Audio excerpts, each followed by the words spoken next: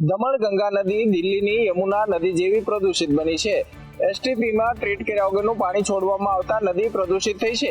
દાદરા નગર હવેલીની મુખ્ય નદી દમણગંગામાં માનવીય ક્રૂરતાનું ઉદાહરણ જોવા મળી રહ્યું છે। નદીઓ કોઈ પણ સભ્યતા અને માનવતાની જીવાદોરી સમાન હોય છે, પરંતુ દમણગંગા નદીને શાપિત કરવામાં આવી રહી છે।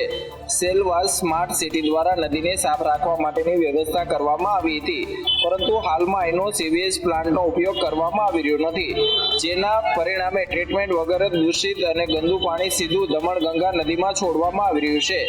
નદીમાં ગંદકી અને પ્રદૂષણથી આસપાસના વાતાવરણ પર નકારાત્મક પ્રભાવ પડી રહ્યો છે। નદીમાં ફીણના થર જામેલા જોવા મળી રહ્યા છે। નરી આંખે નદીની દુર્દશા દેખાઈ રહી છે, છતાં પણ તંત્ર કુંભકર્ણની નિંદ્રામાં સૂતું હોય તેવું લાગી રહ્યું છે। અંબાજીમાં રાતોરાત 79 પરિવારોના મકાન તોડી પડ્યા છે, જેના કારણે આ પરિવાર રાતોરાત રોડ ઉપર આવી ગયા છે। ત્યારે આ પરિવારની મહિલાઓ પ્રશાસન પાસે હાથ જોડીને મદદ માંગી રહી છે। પ્રખ્યાત યાત્રાધામ અંબાજીમાં 79 પરિવારોના મકાનો તોડવામાં આવ્યા છે અને આ પરિવારોને કોઈ જ વૈકલ્પિક વ્યવસ્થા ન મળતા પરિવારો હવે રોડ ઉપર આવી ગયા છે, રસ્તા ઉપર રાત વિતાવી રહ્યા છે અને આ મુશ્કેલ પરિસ્થિતિમાં ઘરવિહોણી થયેલી મહિલાઓ રડી પડી હતી। શક્તિ કોરિડોર પ્રોજેક્ટ અંતર્ગત નડતરરૂપ દબાણોને તંત્ર દ્વારા હટાવવામાં આવ્યા હતા, જેમાં 79 રહેણાંક મકાનો સંપૂર્ણ જમીનદોસ્ત કરવામાં આવ્યા છે। આ 79 પરિવારો એક જ ઝાટકે રસ્તા ઉપર આવી ગયા હતા। રસ્તા ઉપર રાત વિતાવવા મજબૂર થયેલા આ પરિવારની મહિલાઓ રડી પડી હતી।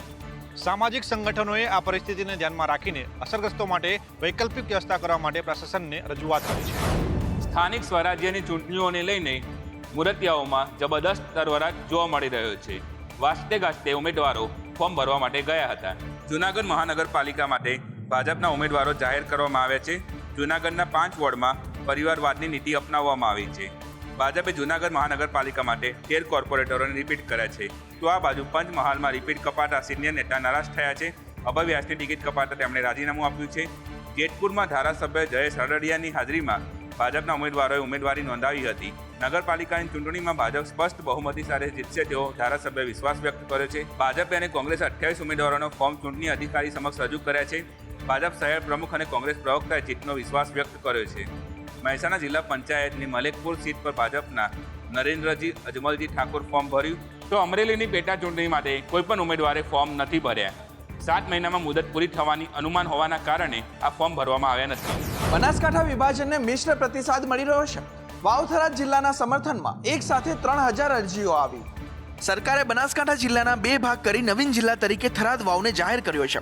જો કે નવીન જિલ્લાની જાહેરાત સાથે ધાનેરા, કાંકરેજ, દિયોદરમાં ભારે રોષ જોવા મળી રહ્યો છે, જેમાં અલગ અલગ જૂથો દ્વારા થરાદમાં રહેવા અને બનાસકાંઠામાં રહેવા રજૂઆતો થઈ રહી છે, જેથી સરકારે 31 જાન્યુઆરીથી 2 ફેબ્રુઆરી સુધી વ્યક્તિગત રજૂઆત કરવા જણાવ્યું છે, જેને લઈ થરાદ નાયબ કલેક્ટર કચેરીમાં 3000 અરજીઓ સાથે લોકો ઉમટ્યા। વાવ-થરાદને જિલ્લો બનાવવા બદલ સમર્થન આપ્યું, નવો જિલ્લો બનાવવા બદલ સરકારનો આભાર માન્યો। વિરોધ થતા સંબંધિત પ્રાંતને 2 ફેબ્રુઆરી સુધી રજૂઆત કરવા જણાવ્યું છે। હાલ કલેક્ટર દ્વારા સૂચનો લેવાની કામગીરી ચાલુ છે। રાજ્યમાં નકલી વસ્તુઓની ભરમાર વચ્ચે દાહોદમાં શંકાસ્પદ તેલનો જથ્થો ઝડપાયો છે। અસલીની આડમાં નકલી તેલનું વેચાણનો પર્દાફાશ થયો છે। દાહોદ જિલ્લાના ફતેપુરા તાલુકામાં આગેવાનોની સતર્કતાથી મોટું કૌભાંડ બહાર આવ્યું છે। બાલાસિનોરથી આવેલી એક આઈસર ગાડીમાંથી વિવિધ બ્રાન્ડના 370 ડબ્બા શંકાસ્પદ ખાદ્ય તેલનો જથ્થો પકડાયો છે। કમલ, રસોઈ કિંગ, કળશ અને સ્વાદ જેવી જાણીતી બ્રાન્ડના નામે આ તેલનું વેચાણ થઈ રહ્યું હતું। સ્થાનિક આગેવાનોને મળેલી બાતમીના આધારે બલૈયા રોડ પર એક વેપારીને ત્યાં રેડ કરવામાં આવી હતી, જ્યાં શંકાસ્પદ તેલના ડબ્બા ઉતારવામાં આવી રહ્યા હતા। આ સમગ્ર જથ્થાને ફતેપુરા મામલતદાર કચેરી ખાતે લઈ જવામાં આવ્યો છે, જ્યાં ફૂડ એન્ડ ડ્રગ્સ વિભાગની ટીમે તપાસ હાથ ધરી હતી। આવા ભેળસેળિયાઓ સામે કડક કાર્યવાહી થવી જોઈએ, જેથી ભવિષ્યમાં નકલી વસ્તુઓનું વેચાણ અટકાવી શકાય। ગુજરાતના સરહદીય વિસ્તાર વાવમાંથી ઝડપાયું છે આંતરરાષ્ટ્રીય કોલ સેન્ટર। ચોંકાવનારો ઘટસ્ફોટ થતા ખળભળાટ। બનાસકાંઠા જિલ્લાના વાવ તાલુકાના દીપાસરા ગામમાં એક આંતરરાષ્ટ્રીય કોલ સેન્ટરનો પર્દાફાશ થયો છે, જ્યાં વિદેશી નાગરિકોને લોન આપવાના બહાને ફ્રોડ કરવામાં આવતું હતું। આ કોલ સેન્ટરને ભુજ સાયબર સેલે દરોડા પાડી ઝડપી પાડ્યું છે। છેલ્લા 6 મહિનાથી એક વૈભવી મકાન ભાડે રાખી 17 શખ્સો આ કોલ સેન્ટરને ચલાવી રહ્યા હતા। પરપ્રાંતીય યુવક યુવતીઓ સોલારની કામગીરી કરતા હોવાનું બહાનું કરીને આ મકાન ભાડે રાખ્યું હતું। આ કોલ સેન્ટરમાં વિદેશી નાગરિકોને ફોન કરીને લોન આપવાના નામે તેમની બેંક ખાતાની માહિતી કઢાવી અને અલગ અલગ ચાર્જીસના નામે રૂપિયા પડાવતા હતા। પોલીસે લેપટોપ, મોબાઈલ, રોકડ સહિત કુલ રૂપિયા 8.36 લાખનો મુદ્દામાલ કબજે કર્યો છે. જ્યાં આ કોલ સેન્ટર ચાલતું હતું તે મકાન વાવ સરપંચ ટાપુ ઉપર ગેરકાયદે ઘૂસણખોરી રોકવા માટે તંત્ર કટિબદ્ધ બન્યું છે. ટાપુ ઉપર પોલીસ સતત નજર રાખી રહી છે. દેવભૂમિ દ્વારકા જિલ્લાના નિર્જન ટાપુઓ ઉપર ગેરકાયદેસર પ્રવૃત્તિને રોકવા પોલીસ દ્વારા વ્યાપક કોમ્બિંગ ઓપરેશન હાથ ધરવામાં આવ્યું. આ ઓપરેશનનો ઉદ્દેશ નિર્જન ટાપુઓ ઉપરની ગેરકાયદેસર પ્રવૃત્તિઓ, દબાણ અને અનાધિકૃત પ્રવેશને અટકાવવાનો છે. Special operation group, local crime branch અને જિલ્લાની તમામ સુરક્ષા એજન્સીઓને સ્પેશિયલ કોમ્બિંગનું આયોજન કરવા સૂચના આપવામાં આવી હતી. આ ઓપરેશનમાં SOG, Devbhumi Dwarka, marine task force, Okha marine police station અને સ્પેશિયલ રિસ્પોન્સ ડિવિઝનના જવાનોની ટીમ સામેલ છે. આ કોમ્બિંગ ઓપરેશનના ભાગરૂપે દેવભૂમિ દ્વારકા જિલ્લાના દરિયાઈ વિસ્તારમાં આવેલા અલગ અલગ ટાપુઓ ઉપર સઘન તપાસ કરવામાં આવી. અગાઉ ટાપુ ઉપર ગેરકાયદેસર ઘૂસણખોરી કરતા 8 શખ્સોને ઝડપી પાડવામાં આવ્યા હતા. ત્યારે આ કાર્યવાહી ટાપુઓની સુરક્ષાને સુનિશ્ચિત કરવા માટે કરવામાં આવી છે. સુરતમાં એક નવો વિવાદ સામે આવ્યો છે. નિત્ય સ્વરૂપ સ્વામીએ મહુવાના મંદિરમાં ભગવાન લક્ષ્મીનારાયણની મૂર્તિ ખસેડતા સત્સંગ સમાજ નારાજ થયો છે. સુરતમાં નિત્ય સ્વરૂપ સ્વામીએ મહુવાના મંદિરમાંથી રાત્રે ભગવાન લક્ષ્મીનારાયણની મૂર્તિ ખસેડી, જે મામલે હવે સુરત સત્સંગ સમાજે નિત્ય સ્વરૂપદાસ સ્વામીને પડકાર ફેંક્યો છે. સત્સંગ સમાજનું કહેવું છે કે શાસ્ત્રોક્ત વિધિથી મૂર્તિ ખસેડવામાં આવી તો શા માટે માત્ર લક્ષ્મીનારાયણ દેવ અને ઘનશ્યામ મહારાજની મૂર્તિ ખસેડવામાં આવી?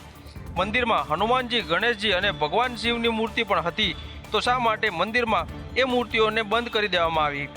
કયા શાસ્ત્ર અનુસાર અને કયા નિયમ અનુસાર મૂર્તિ ખસેડાય તે બાબતે જાહેર મંચ પરથી ખુલાસા આપવામાં આવે તેવી પણ માંગ કરી છે. સત્સંગ સમાજ દ્વારા ગઢડા મંદિર ખાતે આંદોલન કરશે તેવી પણ ચીમકી ઉચ્ચારી છે. સત્સંગ સમાજે માંગ કરી છે કે નિત્ય સ્વરૂપ સ્વામી સાચા હશે તો સત્સંગ સમાજ દંડવત કરશે, નહીં તો સ્વામી માફી માંગે.